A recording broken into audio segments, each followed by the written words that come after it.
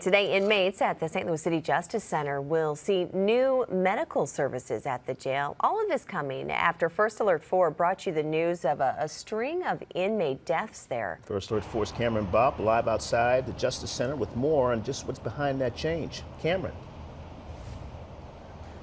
Claire Maurice, we've been tracking inmate deaths here at the jail for years now, and at last check, we've seen 10 in just the last 2 years. The most recent being a string of 3 inmate deaths behind these walls in the span of just a month and a half. That happened earlier this year in the summer. So it's really concerns that stemmed from incidents like this and other suspected medical emergencies that led city leaders to think, who is taking care of these inmates, or in this case, maybe who's not taking care of these inmates. So these new medical services will be provided by Physician Correctional USA. It's a nonprofit based out of Florida, which according to their website has services like mental health care, dental services, health education, and of course preventative care, along with a lot of other services. So this is an emergency medical contract, according to the city, and it is temporary. This agreement comes after the city told its previous provider that it wouldn't be renewing their contract, and they're actually pursuing litigation against that previous provider.